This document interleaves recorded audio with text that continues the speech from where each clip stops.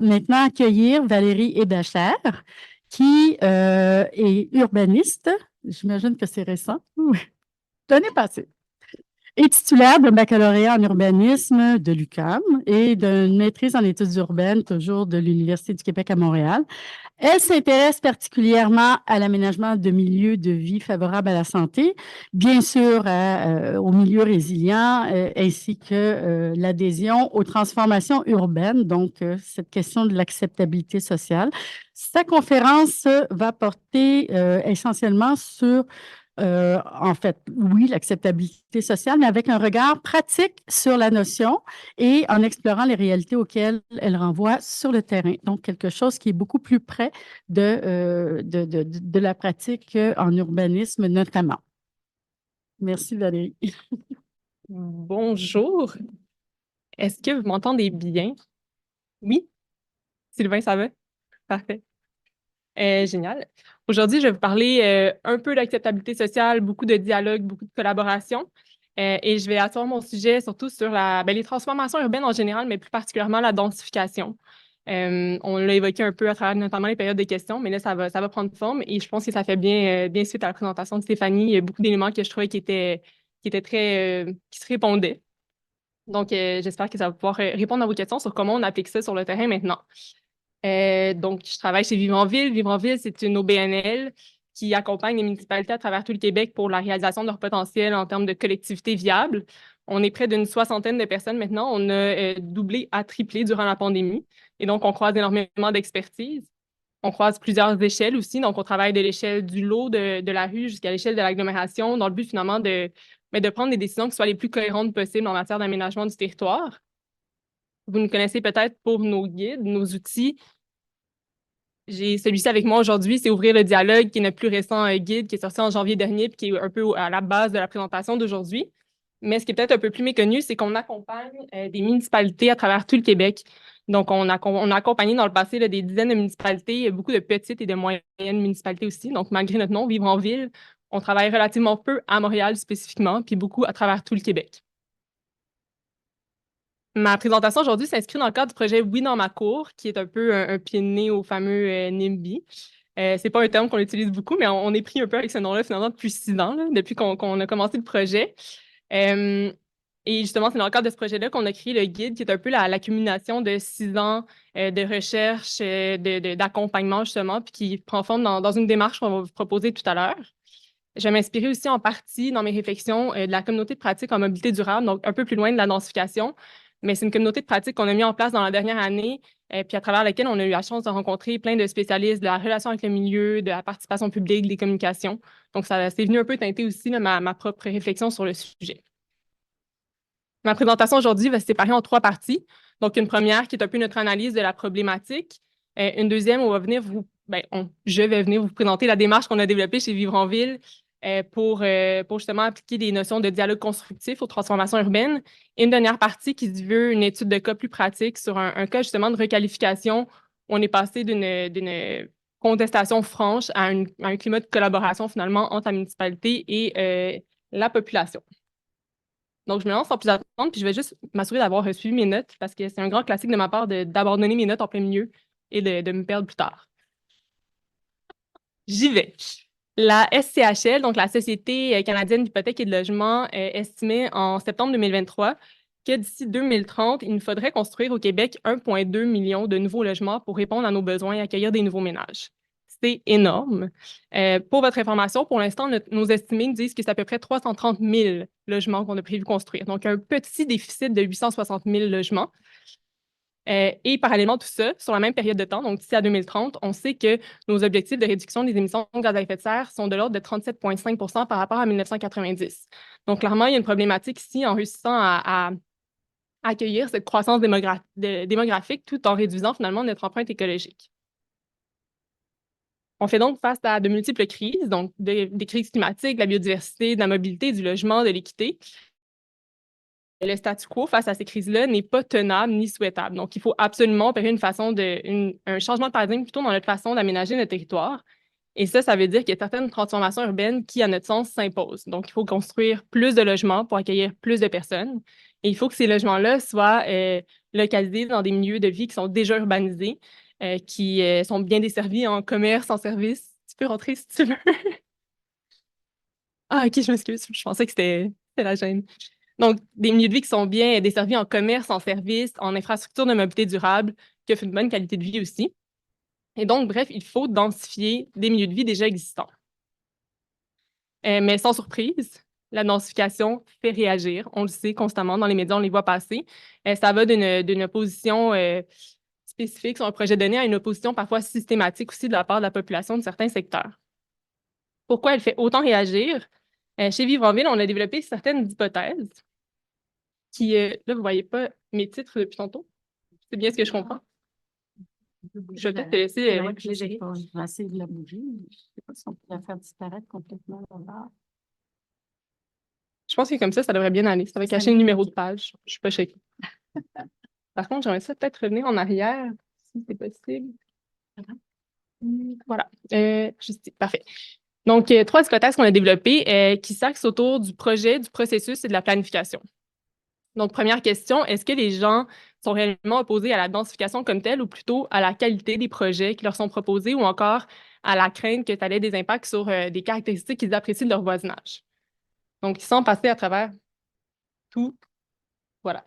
Sans passer à travers tous les irritants de la densification, nos revues de presse nous ont permis d'identifier que généralement, les gens vont craindre de perdre une vue, l'ensoleillement, l'intimité, que ça affecte également le paysage de leur quartier, ou encore qu'il y a des impacts parfois plus intangibles qui vont au-delà du projet même de densification, mais par exemple sur la circulation, sur le tissu social, le tissu commercial, ou encore sur la valeur foncière à la hausse ou à la baisse de leur terrain.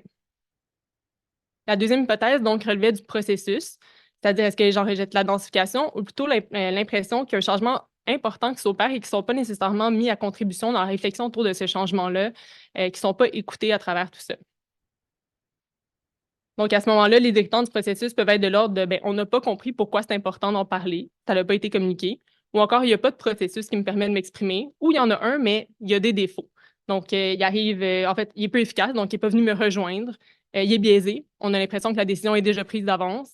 Il est réalisé trop tard, donc il n'y a plus de marge de manœuvre, on l'évoquait un peu tantôt, mais pour faire des modifications au projet.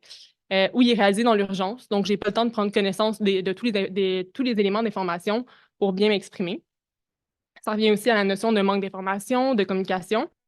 Puis à terme, ce qui vient vraiment choper, c'est quand il y a un bris de confiance entre la population et l'ensemble des parties prenantes, mais notamment entre la population et la municipalité, où je vous dirais que c'est l'irritant majeur du processus qui fait en sorte que le projet va complètement bloquer. La dernière hypothèse, donc, c'est est-ce que les gens rejettent la densification ou encore le fait qu'on a l'impression qu'il y a des changements qui soient opérés à la pièce de manière parfois incohérente et que ces changements-là ne desservent pas nécessairement l'intérêt public, collectif, mais plutôt des intérêts de promoteurs. Il faut prendre soin de ces 3 P-là, donc à la fois du projet, du processus, de la planification. Aujourd'hui, je vais m'intéresser un peu plus au processus, mais ça ne veut pas dire qu'il faut négliger pour autant les 2 autres. En fait, je vous dirais que processus et planification vont aussi beaucoup de pair là, dans ce que je vais vous présenter aujourd'hui. Les débats, selon nos observations de terrain, tendent à se cristalliser autour de 3 grands types. Le premier cas, c'est quand il y a un projet immobilier qui est prévu dans un milieu et que ce projet-là déroge à la réglementation en vigueur. Donc, soit qu'on va demander une modification réglementaire ou de passer par un PPC-moi, donc je suis urbaniste, je suis supposée savoir toutes les lettres, hein. Un projet particulier de construction, de modification ou d'occupation d'immeuble. Je vois Sylvain qui acquiesce, ça me rassure. L'examen est passé. À ce moment-là, on peut avoir l'impression, la population peut avoir l'impression qu'on vient briser le contrat qu'incarne la réglementation qu'on aurait établi ensemble. Donc, on a établi qu'une réglementation ainsi nous convient pour réaliser les projets qu'on veut réaliser. Puis là, finalement, sur certains projets, on accepte qu'on y déroge. Il y a quelque chose qui peut accrocher ici. Ceci dit, il y a une arène qui est déterminée pour parler de ce type de débat-là. C'est lors des consultations publiques obligatoires, puis il y a aussi un levier franc avec la possibilité de demander une ouverture de registre en vue d'un référendum. Le deuxième cas, c'est quand la densification dérange, mais qu'elle est de plein droit, finalement. La réglementation en vigueur la permet. Ça dérange particulièrement quand les transformations sont nombreuses, rapides, visibles. Quand elles sont accompagnées de démolitions aussi, ça peut générer des émotions un peu plus difficiles. On l'a vu dans la ville de Longueuil, notamment. À ce moment-là, par contre, il n'y a pas d'arène claire qui a été établie pour gérer ce type de débat-là parce que finalement, ben, ça pourrait se faire comme ça de plein droit sans qu'il y ait de discussion sur le sujet. Donc, souvent, ça va passer par les médias, on le voit bien souvent, ou encore dans les séances du conseil municipal. Le troisième type de débat, c'est quand il n'y a pas encore eu de densification franche, mais qu'une municipalité sait que ça s'en vient puis qu'elle souhaite densifier un secteur ou plusieurs secteurs. Et à ce moment-là, elle va passer par une planification d'ensemble, donc la révision, par exemple, du plan d'urbanisme ou l'intégration d'un plan particulier d'urbanisme et non plus programme particulier d'urbanisme. Oui, j'ai un oui dans la tête. Oui, c'est bon. Sylvain valide. Donc, un PPU, communément appelé. Et à ce moment-là, ben, il va y avoir une consultation publique obligatoire sur cet outil-là. Et donc, encore là, il y a une arène pour en parler. Mais cette arène-là est peut-être insuffisante pour avoir la pleine discussion sur ce que représente densifier un secteur. Donc, c'est souvent très limité comme espace. On a évoqué les termes d'acceptabilité sociale tantôt. Je ne vais pas en parler tant que ça aujourd'hui, mais je vais juste vous donner un cue sur ce que ça veut dire pour nous, parce qu'on a l'impression que c'est un terme qui peut amener à figer un peu, en fait, à la fois les projets, les discussions, dès lors qu'on dit ben, qu'on n'a pas l'acceptabilité sociale. C'est comme si ça met un frein, comme si finalement c'était ça l'objectif ultime d'un projet. Alors qu'à terme, puis là, je vous l'ai un peu dit tantôt, pour nous, le statu quo n'est pas une option. À terme, le but, c'est d'accélérer les transformations urbaines qui sont essentielles. Donc, on sait qu'il faut les faire. La question n'est pas de savoir si il faut les faire, mais de comment on va les faire, sous quelles conditions. Puis en ce sens-là, l'acceptabilité sociale n'est peut-être pas l'objectif ultime du projet. Donc, ça nous amène plutôt à se référer à des définitions qui renvoient au processus autour de cette acceptabilité sociale-là. Donc, processus démocratique qui est spécifique à un contexte donné.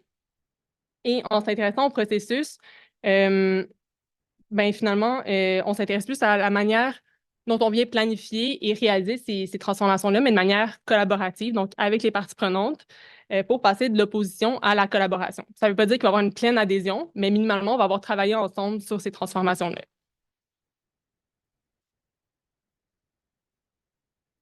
Je pense que j'ai pris de l'avance dans mes notes. Je savais que j'allais me perdre.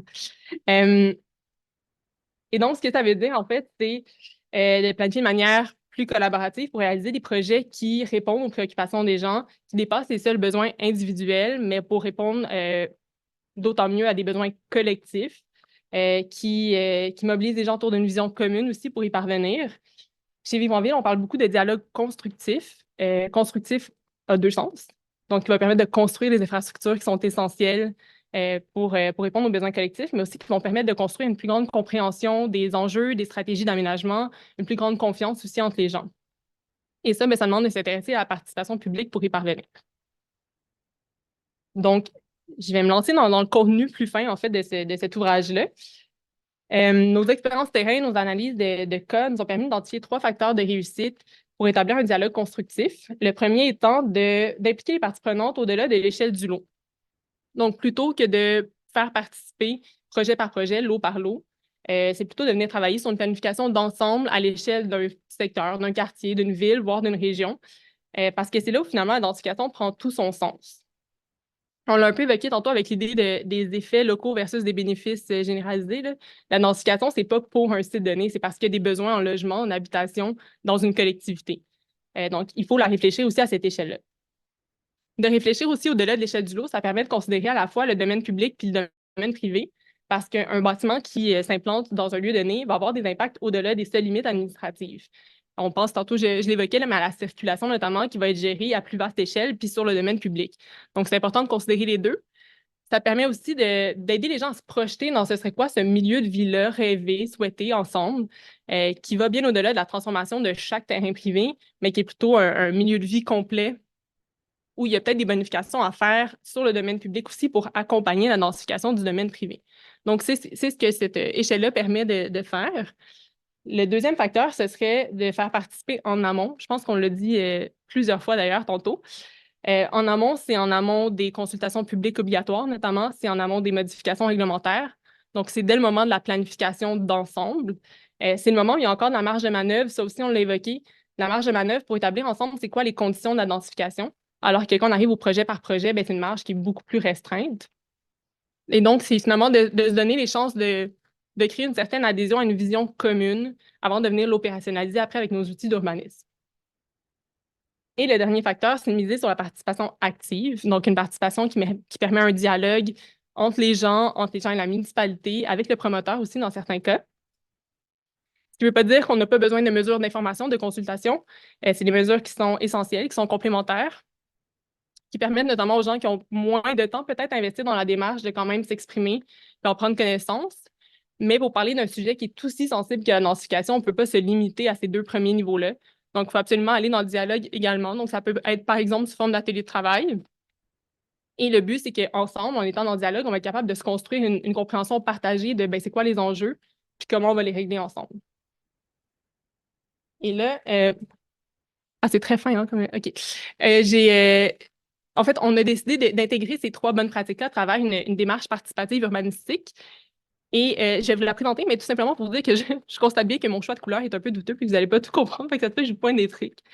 Donc, il y a 7 étapes à cette démarche-là. C'est des étapes qui sont relativement traditionnelles en aménagement du territoire. Donc, on peut penser au portrait de diagnostic, à la vision, à la mise en œuvre.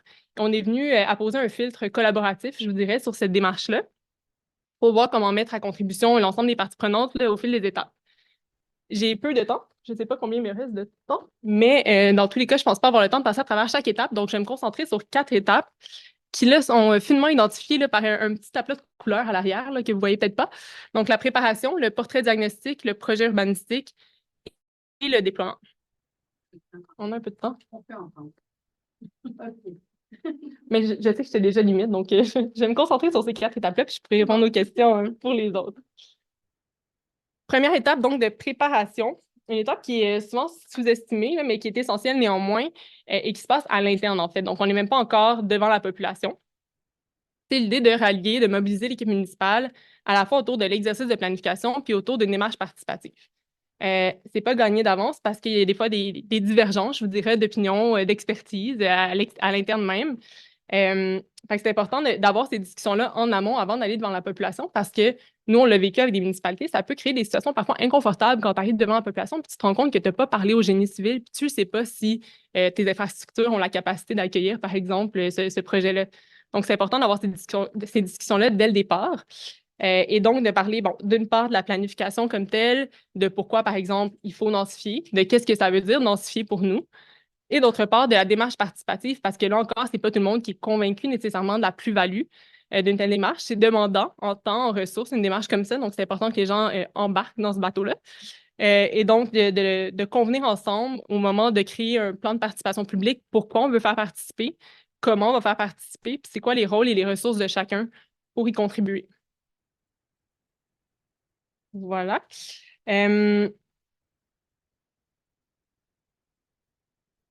Je vais escamoter l'étape 2, qui était l'étape du lancement. En bref, c'est quand on va devant la population pour annoncer cette démarche-là.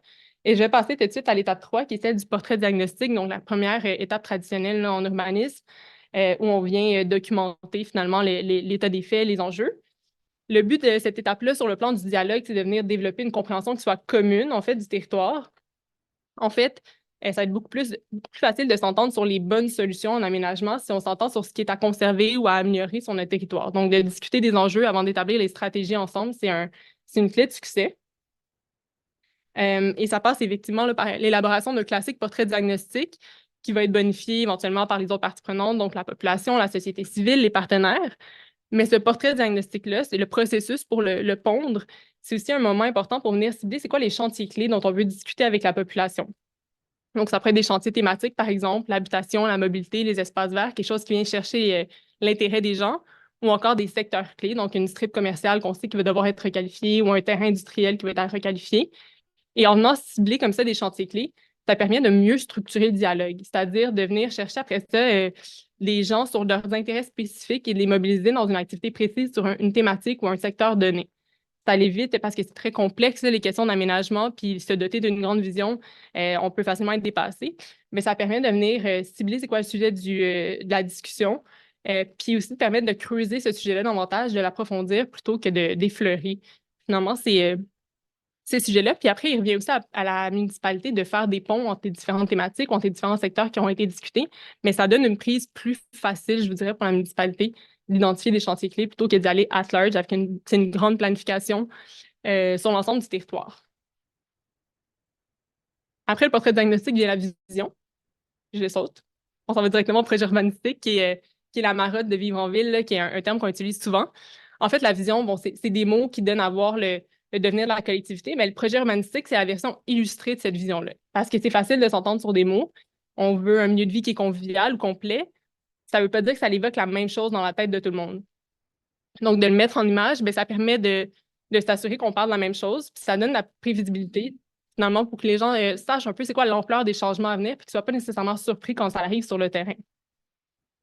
Je vais peut-être montrer tout de suite un exemple parce que sinon, ça a l'air un peu désincarné, mais qu'est-ce qu'on entend par projet urbanistique? On parle d'illustrations relativement schématiques qui donnent à voir les usages, les gabarits, l'implantation, les liens de déplacement qui sont attendus. On n'est pas dans le fin détail. Tu sais, vous voyez, c'est un peu comme des Legos, là, on n'est pas dans le fin détail, la volumétrie des bâtiments ou encore le travail architectural. C'est plus de donner une idée, qu'est-ce qui s'en va où? En bref, puis quelle forme ça va prendre de manière très générale. Et ça a une double utilité, en fait. D'une part, de s'assurer qu'on parle de la même chose, puis d'autre part, après ça, être capable de traduire ça en balises qui, elles, vont pouvoir devenir des balises réglementaires, en fait. Donc, ça nous assure que les balises réglementaires qu'on va établir à l'étape de mise en œuvre ben, correspondent à ce qu'on veut effectivement. Parce que sinon, des fois, c'est facile d'écrire une balise réglementaire sans prendre la pleine mesure de comment ça va se manifester sur le terrain.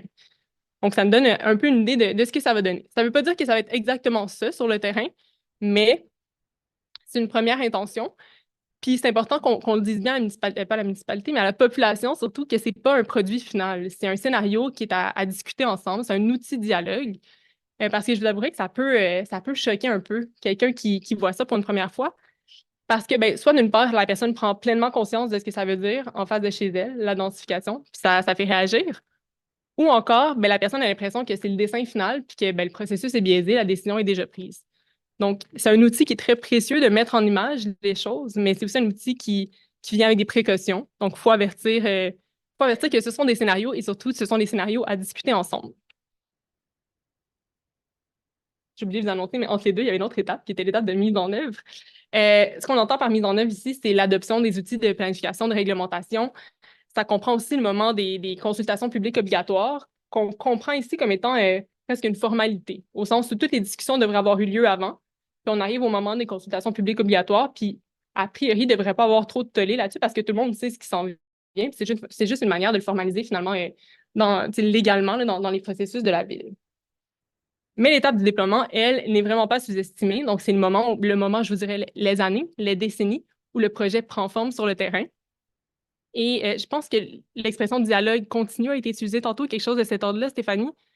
C'est essentiel que le dialogue ne s'arrête pas au moment où les outils sont adoptés parce que, en fait, ça se peut que le moment où ça bouscule le plus, ce soit après, quand ça prend vraiment forme.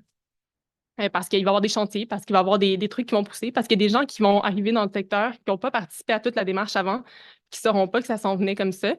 Donc, c'est important finalement que ce dialogue-là se poursuive à travers les années, qu'on explique pourquoi les transformations qui sont en cours, pourquoi ou comment elles répondent en fait à la vision qu'on avait établie tout le monde ensemble, qu'on rappelle les étapes de participation qui ont eu lieu par les différentes années passées, qu'on explique aussi les retombées de ces interventions-là.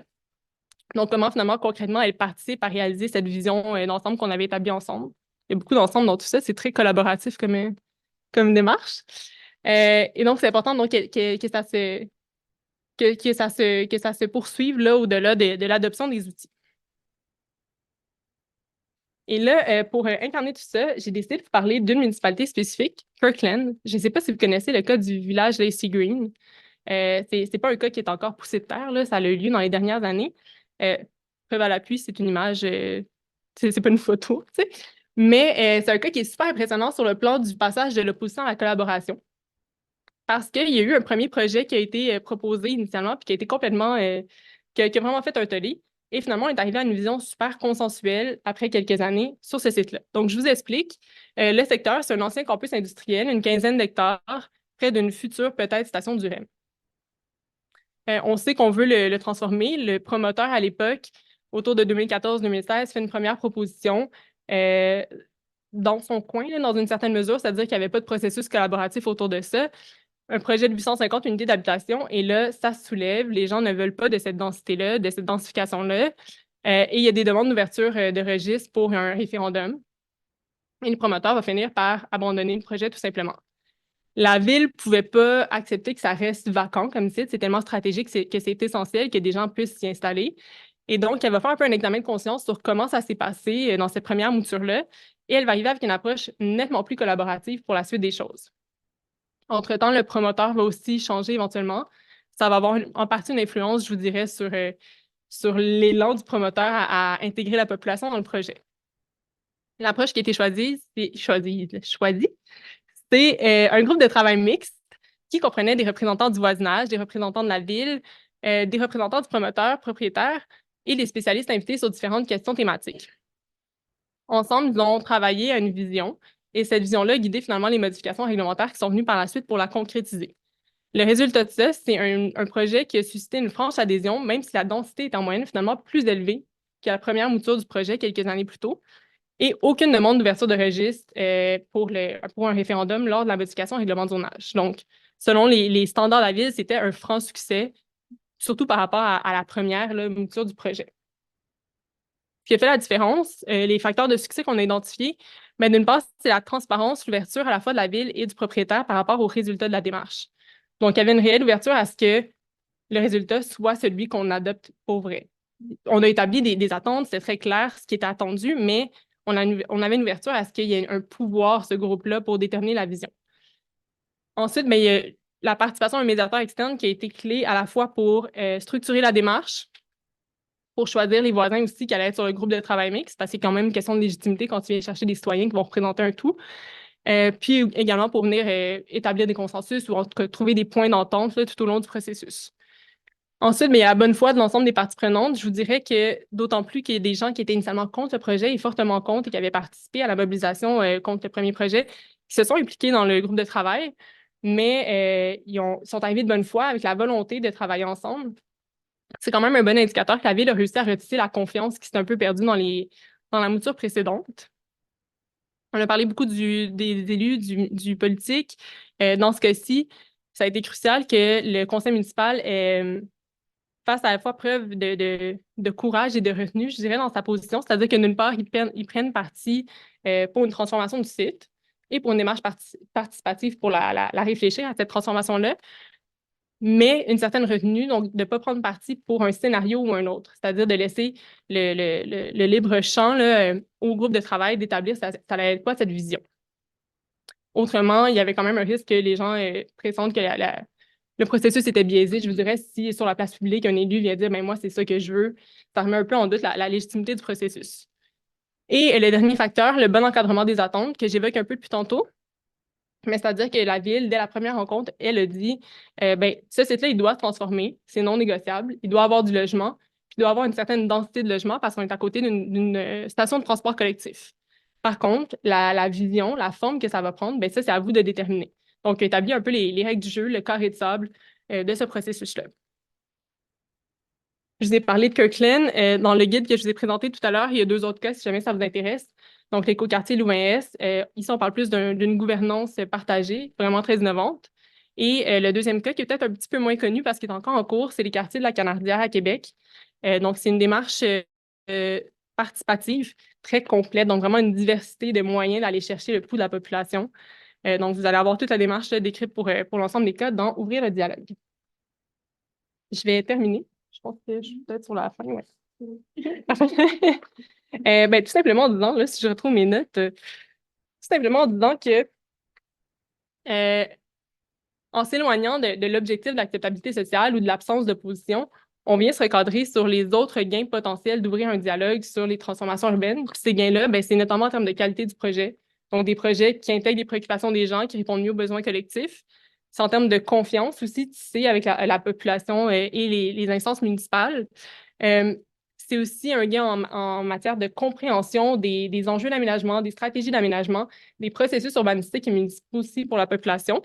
Puis finalement, mais en travaillant un peu mieux à chaque démarche, en étant toujours un peu plus collaboratif, mais on a bon espoir qu'éventuellement, la prochaine démarche sera aussi plus facile. Donc, c'est des gains qui pourraient bénéficier d'une démarche à l'autre, peut-être d'une municipalité à l'autre éventuellement. Tout ça dans l'objectif qu'à terme, si on a une culture d'aménagement et de la participation, mais tout le monde puisse mieux collaborer ensemble, tout simplement, pour des collectivités plus viables. Voilà. Merci beaucoup, Valérie. Je ne sais pas si la salle est encore bien réchauffée. Oui, on a des questions. Je dirais que monsieur en arrière, oui.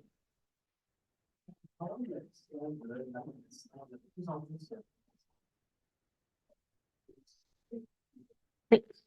Comment ça se fait la volonté de prendre de l'enfant. De la montée, de l'impératif, plus vite. Et en plus, à l'intérieur de cette offre, c'est déjà une ordre de raison. Il y a une grande tension entre l'urgence d'agir puis le temps que ça prend, faire participer puis faire bien participer. Puis j'ai pas de recette magique, là, j'avais pas le truc, tu devais t'en douter, mais on tend à dire que si on fait pas, du moins si on n'intègre pas les gens à la réflexion en amont, on risque de perdre du temps de toute façon en aval, de par notamment les mobilisations contre les projets. Fait que c'est un investissement dans une certaine mesure. En tout cas, on présume que c'est un investissement dans une certaine mesure de bien faire participer en amont dans le grand plan des choses pour qu'éventuellement ce soit des. Je ne sais pas si c'est le bon terme, mais l'acceptabilité tacite, l'acceptation tacite qui arrive au moment de chaque projet parce qu'on comprend dans quelle grande réflexion urbanistique ça s'inclut. Fait que c'est comme une fausse réponse, là, mais on présume que ce sera un investissement.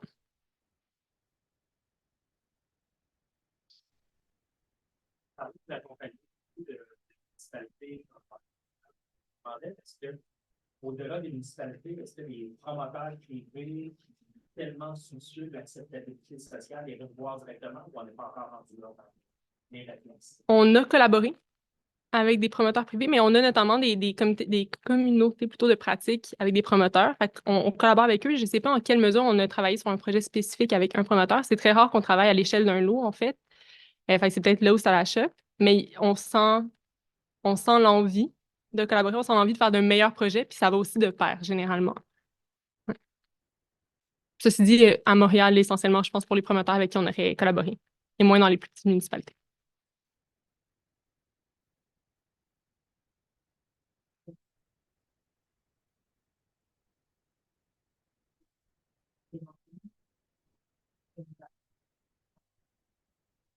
Ouais. C'est quoi la chance mentale de l'emploi mental? Je peux faire appel, par exemple, à vos services. Vous m'entendez pas bien? C'est les gens du Zoom qui n'entendent pas bien. D'accord. Désolée. Oui, oui. OK. Bonjour Zoom. OK. Donc, ma question était de savoir par rapport au médiateur externe dans l'exemple de la ville de Kirkland, je me demandais qui porte la charge d'engager ce médiateur-là. Donc, est-ce que c'était dans cet exemple-là la municipalité? Parce que justement, je me suis demandé est-ce que le promoteur aurait pu initier ça? Juste nous donner quelques mots là-dessus.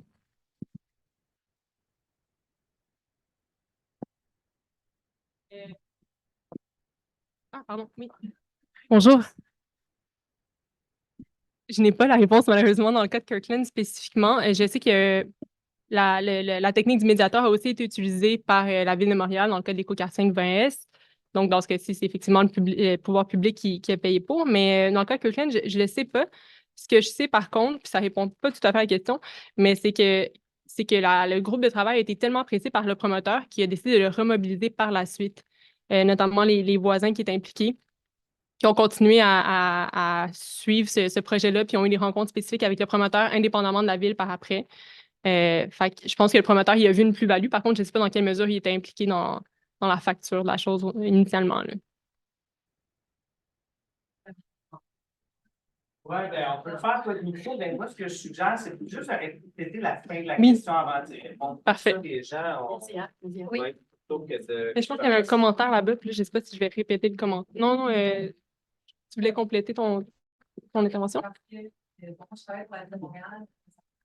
Je connais assez bien aussi le risque de la communauté de à la Ville de Montréal. C'est juste ça que je pense que c'est très important dans ces exercices-là qu'on met de l'avant aussi l'engagement des participants, de faire partie de ces exercices-là, au-delà du médiateur externe. Mais en fait, de la bonne volonté ou de la disponibilité des municipalités à être impliquées dans ce processus-là, parce que dans le cas de l'UMS, le médiateur externe qui a été engagé, c'est vraiment ponctuel. Oui, effectivement. Et le travail, le bureau de projet partagé qui s'implante depuis des années. Je vais rester limitée quand même dans mon explication, mais c'est une charge énorme pour la municipalité.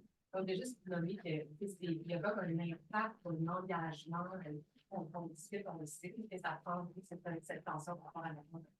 Mais c'est juste que le concept de médiateur externe, quand même, pas finir avec qui en est responsable, qu'est-ce que ça implique comme, Oui. Puis, processus par. puis je voulais en aucun cas réduire la tâche que ça a représenté pour la ville parce que dans le cas de Kirkland, je sais que le directeur de l'urbanisme a été excessivement mobilisé aussi. Puis, tu sais, même si c'était sur un terrain privé, ils ont été, mais je pense qu'ils sont quand même une équipe limitée, tout autant engagée, effectivement. Fait que tu vas te chercher un appui, tu vas te chercher de l'aide, peut-être aussi neutre, effectivement, notamment dans le choix des voisins, mais ça demande tout autant de temps à l'interne, puis tout autant de mobilisation à l'interne de toutes les équipes municipales. C'est sûr. Ouais. Oui, moi, j'ai été interpellée par la notion de statu quo qui n'est pas envisageable. Dans la définition de l'acceptabilité sociale que j'utilise, on dit que c'est de considérer toutes les alternatives possibles, y compris le statu quo.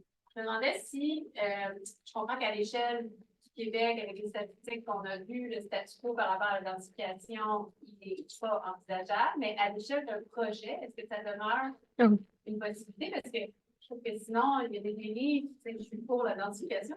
Mais bon, je regarde la filière des batteries, ça pourrait très bien nous être présenté comme le statu quo n'est pas envisageable si on veut faire la transition énergétique. Donc, si je peux entendre un petit peu plus sur cette notion de statu quo. Effectivement, donc c'est pas à l'échelle du projet parce qu'il y en existe de mauvais projets, puis il y en existe de mauvais projets ou de bons projets mal localisés. Donc, ça ne veut pas dire que tous les projets, parce que même un projet mal localisé, souvent, c'est pas un projet de densification pure, c'est parfois des projets d'étalement aussi. Donc, c'est pas tous les projets qui doivent passer parce qu'ils ajoutent des habitations dans c'est parce qu'ils nous permettent de combler le 860 000 logements de déficit. Là. Fait effectivement, l'idée, c'est surtout de dire, à terme de ce processus de planification-là, ce n'est pas possible qu'on n'ajoute pas de logements dans notre municipalité. On a un devoir envers des citoyens actuels et des citoyens à venir de faire bouger les choses. Fait que c'est à une échelle beaucoup plus vaste. Je dirais échelle municipale à l'échelle du quartier, dépendamment du quartier, parce que dans des secteurs très stratégiques du type centre-ville, rue principale, aux abords du transport collectif, on ne pourrait pas se dire que le statu quo est une option. Ça a été le cas pour Kirkland. Ce terrain vacant-là ne faisait pas de sens pour le bien collectif. Là. Donc, c'est une échelle quand même plus vaste que celle du terrain spécifique, mais je pense qu'il faut aussi avoir le courage de dire non aux projets qui ne se tiennent pas, qui ne sont pas bons, puis qui ne desservent pas les intérêts collectifs, parce que même s'ils ajoutent du logement, si finalement ils ajoutent aussi des autos sur la route, des émissions de gaz à effet de serre, on n'est pas plus gagnant. Là. Donc, effectivement, le statu quo n'est pas tenable à une échelle beaucoup plus vaste. À l'échelle du lot, ça dépend de la qualité du projet. J'ai une question sur Zoom. Oui. C'est Monsieur Christian Lepage. Donc, je lis, concernant les projets de logement social, le problème réside souvent au fait que les projets sont souvent quasi définitifs lorsqu'ils sont présentés au public. Donc, comment améliorer la participation du public et l'acceptabilité sociale? C'est une bonne question. Je ne connais pas assez spécifiquement les façons de faire pour le logement social. Fait que je suis assurément pas la bonne personne pour répondre à la question.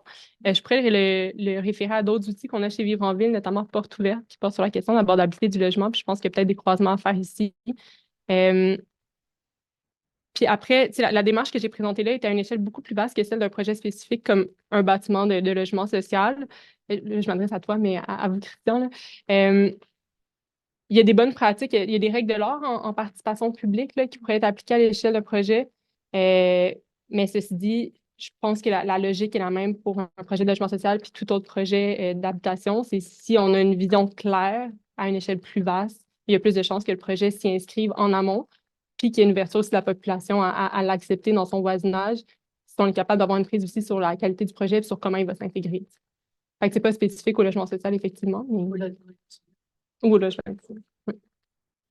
Après, il y avait peut-être aussi l'autre point de si il répond à un besoin, je pense que ça lui rajoute une couche de légitimité. Puis le logement social, si on est capable de démontrer le besoin, ça peut possiblement aussi aider au dialogue. Mais c'est une piste.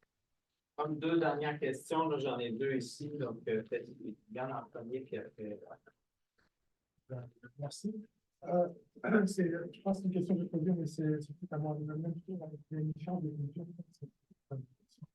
moi, je n'ai pas compris pourquoi ça m'a un peu rassuré la question de cette étude de pouvoir être candidat si on reste vraiment dans le choix. Et pourquoi pas montrer aussi que c'est pas la densification intégrée, c'est pas n'importe quelle densification. Oui. Parce que là, on a beaucoup parlé de processus, mais on a assez peu parlé du projet en tant que tel, de la substance. Est-ce que le projet est négociable? Parce que c'est toujours assez intéressant de montrer qu'il y a des bifurcations de possibilités là, les gens peuvent exercer leur choix. Est-ce qu'il y a différentes diversifications dans la densification? Moi, je pense à la pluralité, notamment, nous, on a des leaders, on ne peut pas penser, on a bien densifié. Voilà, donc, qu'est-ce qu'on fait du fond, de la substance, du projet? Oui, ben effectivement, ma présentation portait spécifiquement sur le processus. Donc, j'ai escamoté le premier P que j'ai évoqué au départ. On a bien d'autres outils chez Vironville qui portent plus spécifiquement sur la construction de bâtiments et d'habitations, notamment de densification ouverte. On parle aussi beaucoup du continuum résidentiel, donc de la maison unifamiliale jusqu'à la tour de logement. Il y a une variété de types d'habitations qu'on tend à sous-estimer. Le missing middle housing, communément appelé notamment, donc les maisons rangées, les plex en font partie.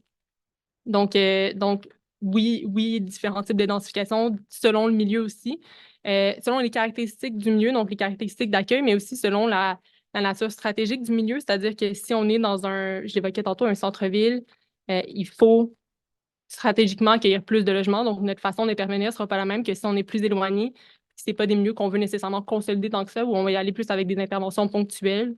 Donc oui, puis j'avais une dernière piste qui m'a échappé. Je reviendrai si je la trouve, mais oui, différents types de densification selon le milieu. Puis je me suis est-ce que vous pouvez me rappeler juste votre première question? Vous aussi, ça vous a échappé.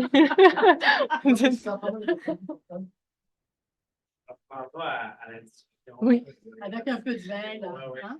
Peut-être la dernière question là-bas, c'est Oui. pas un jeu. Ah oui, ben moi, j'ai jamais mené d'activité participative. Là, je vais faire mon mea culpa tout de suite. Chez Vironville, on n'anime pas d'activité participative, on réfléchit au processus dans son ensemble. Donc, les fins détails, je les ai pas. Par contre, je pense que ça pourrait être l'équivalent d'un appel à projet, puis les citoyens sont impliqués dans la sélection du projet sur, par exemple, un site qui est public.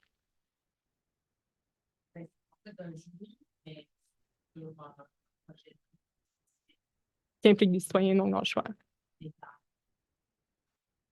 Oui. Oui.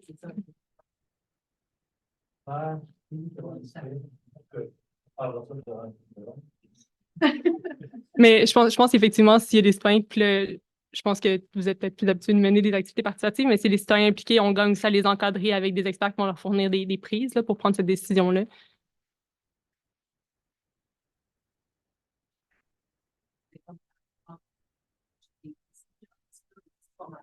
Il n'y a pas longtemps, mais je peux vous montrer ça. Ce que je sais, c'est vraiment un concept d'un livre, donc une sélection de participantes représentatives données et choisies par un comité nommé d'abord par l'instance de protection. Ça peut se faire dans au Québec, on a quelques initiatives, mais il y en a des plus grosses connues qui ont été menées en France, par exemple, sur des sujets comme le droit de la maternité. Qui ont été toute une année, des parties, des publications, des formations, des experts de charge. Puis, je m'éloigne peut-être du jury citoyen pur, mais si on revient au cas de Kirkland, dans le cas d'une sélection de voisins, c'est pour participer, il y a quand même toute la question de la légitimité qui se pose. On parlait d'une sélection représentative. Dans le cas de Kirkland, ils se sont sélectionnés entre eux. Donc, il y en a qui ont énoncé leur intérêt, puis se sont sélectionnés selon notamment leur disponibilité, ce qui est non négligeable dans un processus qui s'étend sur plusieurs mois. Merci beaucoup.